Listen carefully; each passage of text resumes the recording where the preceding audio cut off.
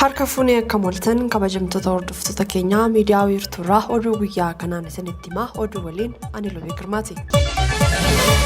Itaamaajoor Shumiinii humna waraanaa waliigalaa Itoophiyaa Fiild Maarshaal Biraanuu Juulaa walitti bu'iinsa kutaalee biyyattii garaagaraa keessatti raawwataa jiru keessatti raayyaan ittisaa jiraattota dirooniitiin aleelee akka hin beekne dubbatanii jiru. Qondaalli waraana olaanaa kuni ibsa karaa TV biyyattii kennaniin walitti bu'iinsa naannolee Oromiyaa fi Amaaraa keessatti raawwataa jiru irratti bal'inaan dubbatanii jiru.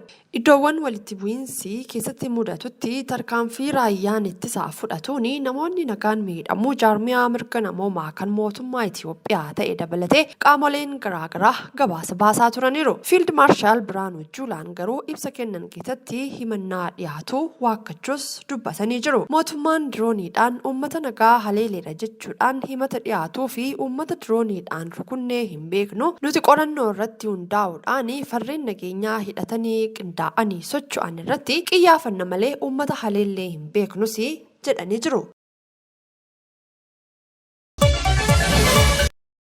Abbootiin qabeenyaa Raashiyaa paarkiiwwan indaastirii Itoophiyaatti hojiilee investimentii irratti akka bobba'aniif hojjetamaa jiraachuu koorporeeshiniin misoomaa paarkiiwwan indaastirii Itoophiyaa beeksise. Hojii raawwachiisaa olaanaan koorporeeshinichaa Akiliiluu Taaddasaanii Itoophiyaatti ambaasaaddara Raashiyaa Evgeenii Raaraakihanii waliin mari'atanii jiru. Marii isaaniitiin obbo Akiliiluun akka jedhanitti michummaa Raashiyaa fi Itoophiyaan haala gituun hariiroo investimentii irratti hojjechuun akka barbaachisus akeekanii jiru. Haaluma kanaan koorporeeshinichi yeroo kamuu caalaa qophii ta'uu ibsuu ragaan koorporeeshinicharraa argame ni mul'isa. Ambaasaaddar Evgeen Taaraakihaan gama isaaniitiin imbaasiin Raashiyaa abbootiin qabeenyaa biyyattii dameewwan qonnaa, awutoomobilii fi manufaakcharingii irratti bobba'uudhaan paarkiiwwan indaastirii keessatti akka hojjetan xiyyeeffannaan hojjechaa jiraachuu kaasanii jiru. Dhiyeenyattis naannawaa daldala walabaa Dirree Dhawaa fi paarkii indaastirii hawaasaa seenuudhaaf jilli abbootii qabeenyaa gara Itoophiyaa kan dhufan ta'uus heeranii jiru. Paarkiiwwan indaastiriitti bu'uuraalee misoomaa dhiyaatan abbootii qabeenyaatiif mijataa ta'uu fi waloodhaan hojjechuun bu'aa argamsiisuun akka danda'amu ibsamee jira. Naannoo Itoophiyaa giddugaleessaatti tarsiimoo nyaataa fi sirna nyaataa fi hojimaata waadaa soqoxaatiif mana maree sadarkaan hundeessuudhaa fi waltajjiin hubannoo uumuu magaalaa Hoosaayinaatti taa'amee jira. Bulchaan bulchiinsa naannoo Itoophiyaa kibbaa obbo Ndaashaw Xaasoo, ittaanaan bulchaa bulchiinsaa obbo Antana Fiqaaduu, afyaa'iin mana maree sablammoota naannichaa obbo Abbuttoo Annittoo, pirezidaantiin mana murtii olaanaa naannichaa obbo Ersiinoo Aburee akkasumas hooggantoonni olaanoo godinaa fi aanaalee addaa waltajjicha irratti argamanii jiru. Marii kanaanis sirna nyaataan wal qabatee kutaalee hawaasaa fi maatii baadiyyaa akkasumas jireenya gadi aanaa jiraatan irratti rakkoon quuxaruu akka mul'atu eeramuusaa odeeffannoon kominikeeshinii naannicharraa argame ni mul'isa. Koreen araaraa waldhabdee daangaa naannolee Affaarii fi Somaalee gidduu furuu hundeeffamee jira. Koreen waldhabdee daangaa naannolee Affaarii fi Somaalee gidduu jiru furuudhaaf hojjetu hundeeffamuun kan gabaafame yoo ta'u, waldhabdee daangaa yeroo dheeraatiif uummata lamaan gidduu tureen lubbuun namaa darbuun qabeenyi barbadaa'ee jira. Akka Jeeluu TV'n gabaasetti manni maree waliigalaa dhimmoota Islaamummaa Itoophiyaa uummataa fi mootummaa naannolee lamaan walitti araarsuudhaaf hojjechaa kan jiru yoo ta'u, sagantaa hundeeffama koree araaraa kaleessa gaggeeffame irratti pirezidaantiin mana maree waliigalaa dhimmoota Islaamummaa Itoophiyaa Sheek Haji Ibrahim Tufaanii uummattoonni lamaanii okkoraa fi walitti bu'iinsa akka dhaabanii hubachiisanii jiru. Magaalaa Jimmaatti abbaan qabeenyaa maqaan isaanii obbo Amiir Baadiruu jedhamanii sooma sababeeffachuudhaan birrii miliyoona tokkoon sona nyaata adda addaa bituudhaan namoota harka qalleeyyii 600 fi arjoomanii jiru. Qaamoleen hawaasaa deeggarsa argatanis warreen yeroo sooma qabaa kanarratti arjoomaniif kan galateeffatan yoo ta'u, deeggarsichis karaa bakka bu'aa abbaa qabeenyaa obbo Baadiruu Abbaaboor kennameetu jira. Itti gaafatamtuun waajjira dhimma hojjetaa fi hawaasummaa magaalaa Jimmaa aadde Roozii Zaakir harka qalleeyyiin deeggaramuu qaban addaan baasuudhaan abbootii qabeenyaa fi dhaabbilee garaagaraa waliin qindoomuudhaan deeggarsa taasisaa jiraachuus ibsanii jiru. Kantiibaan magaalaa Jimmaa obbo Naajib Abbaa Raayyaa hojii tajaajila lammummaatiin namoota harka qalleeyyii bira dhaabbatan galateeffachuudhaan hawaasni keenyas wal deeggaruu aadeffachuu akka qabus dubbatanii jiru.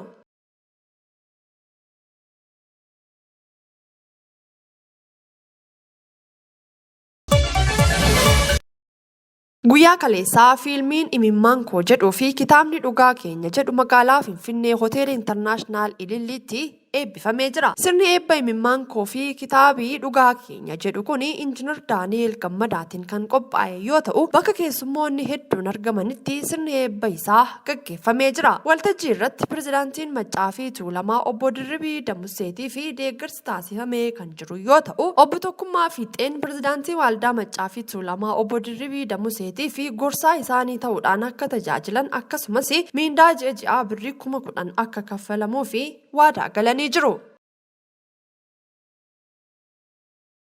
Ulfaadha. As gidduutti kan argamu kabajamoo abbootii gadaa, kabajamoo hangafoota kiyya,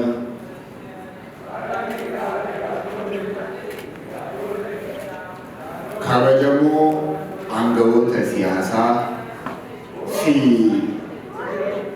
kabajamoo hundeessaa dhaabbata tokkummaa biizinesi guruupii, kabajamoo Bookafaaloo Tafaaraafaa, kabajamoo obbo Abtaamuu Lamuufaa, kabajamoo hiriyoota kiyyaatii fi warra namoonni waamicha kiyya kabajanii qe'ee kanatti argamuu keessaniitii fi waan aartii waan keenya jechuu keessaniitiin ulfaadha galatooma.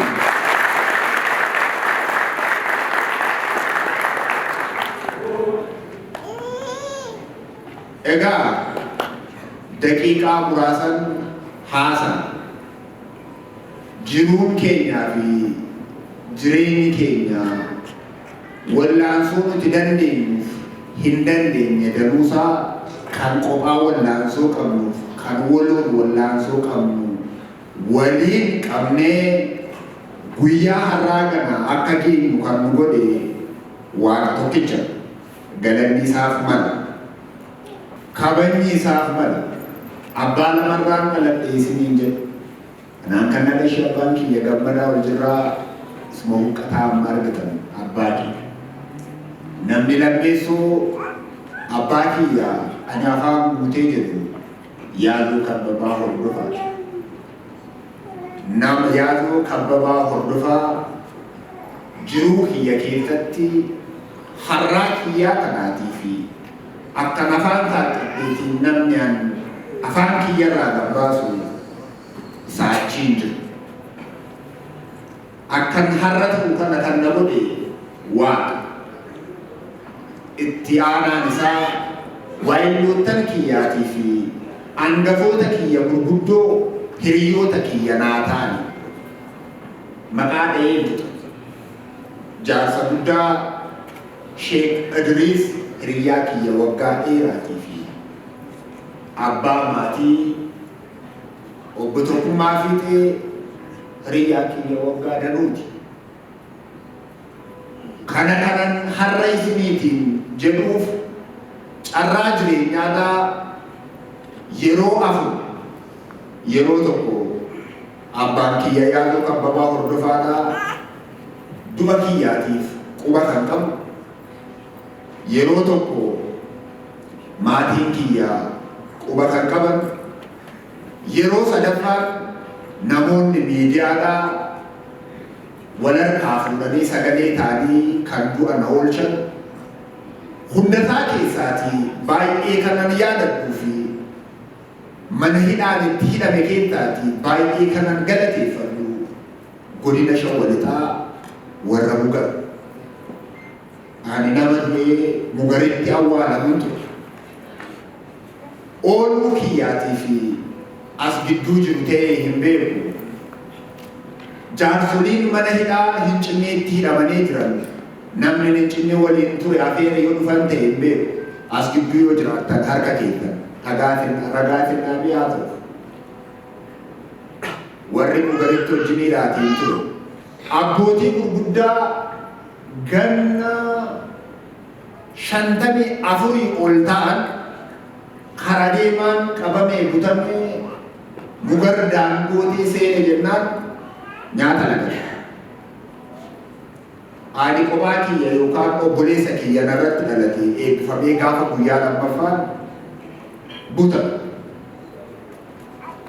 Hincinneetti kun ta'eera gaafa jedhamu mugarii laawunchii beektu garaachitti giraawundii kan laawunchii sanatti gannu dabarsa. Namni anotuu hin galateeffatin hin darbine afeera dhufee finfinnee isaa beeku Solomoon. Duuti mucaa kanaa kisaaraan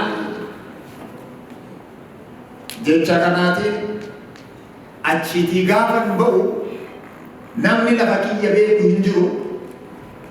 Lafti moo kan kooti qe'ee kiyya jira. Obbo Balaachoo Dirribaatu akkasumaan jiru. As jiraaf hin jiru isaa beeku. Yaa ilma kiyya Oromoon gosa qaba.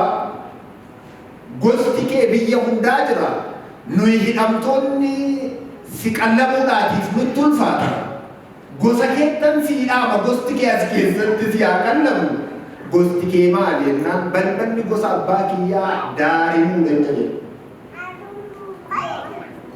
Waggaaf ji'a lama gosa tokkotu na soora mugaritti.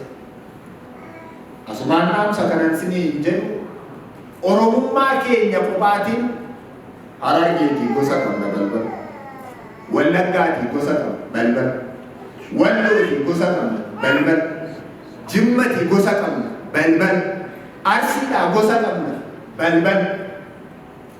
Oromummaa qophaan yoo jireenya keenya irratti moote akka kana deemaa kana boolla du'aadhaati Oromoon nagaa isa godhu. Nageenya kiyyaatiif yookaan gammachuu kiyya har'aatiif fuula keessan duraa kan dhaabadhu har'aatiif harki kiyya guddaan na gargaare tokko hin jiru. Firri kiyya guddaan na gargaare tokko hin jiru. Namni kiyya guddaan garuu boolla du'aa oolche. Namni kiyya guddaan immoo isin warra fuula kiyya dura jiru kana. Qabeenyaan isiniin garuu qabu. Dhaamsa kiyya har'aa kanan ibiniitiin jechuudhaatiif jedhe. Kaleetaan kiyya inni har'aatu isa obboleessa du'aarraati hafe ta'uu kiyya isinitti mulaati.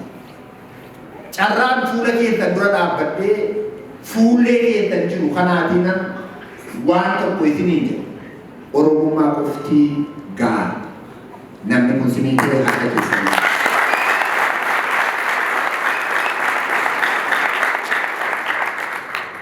Sammuun Oromoof hin taane, beekumsi Oromoof hin taane, qabeenyaan Oromoof hin taane bilaasha. Eenyuunuu hin dhaadessu, sin keessaa eenyuun caalaa hin jaalatu. Garuu guyyaa tokko na beektu fuula keessan dura dhaabbadhee waan isin beektaniin isin hin sobu. Ani nama namaaf fuula namaa dhaabatu. Ani immoo nama hunda keessaati quxisuudhaatii fi booddee. Waan namaadhaaf balbala nama danuu nama dhaabatee beeku dhugaan kun dhugaan utuu sinitti hin darbine. Uummanni kun siin ala namni isatti siqu akka hin jirre si caalaa hin beeku, isin caalaa hin beeku. Dhaamsi kiyya isheen dhumaa balbala namaa dhaabbadhee walloodhaatiif waa gaafadha.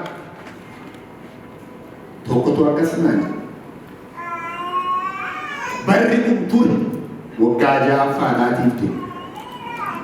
Balbala ofii isaatii fi gataa balbala isaatii irratti wanti sabaati jettee kun lakkina ni ilaallatu naan jedhu. Kana caalaa balbala namaa dhaabbatanii hamilee cabuun hin jiru. Oole hamileedhaanis qaamaanis oole kunoo jira.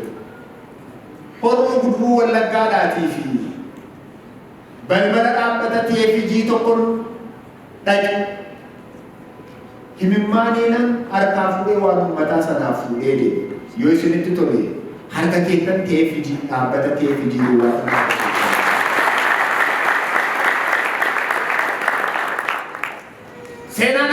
jiraatanitti hojjetu gaafa du'an ofii isheetii naasofti. Otuu lafarra jiranii waan sabaaf ta'u yoo hin geenye keessaa fuutee jedhinaa tokko lama kan jedhamu warri akka jaalkaffaaloo tafarraafaa qaama keessaa qaama sabaaf laatan sammuu keessaa sammuu sabaaf laachuun hoomaa iyyuu humna keessaa humna sabaaf laachuun hoomaa iyyuu maallaqa keessaa maallaqa sabaaf laachuun hoomaa iyyuu qaama keessaa kan qaama sabaaf laatutu jira waan ta'e. Kana isiniin jedhee raawwadhee hamma kanaadhaan hangafoota fuulduraa haasa'utti nuuf galchaa isiniitiin jecha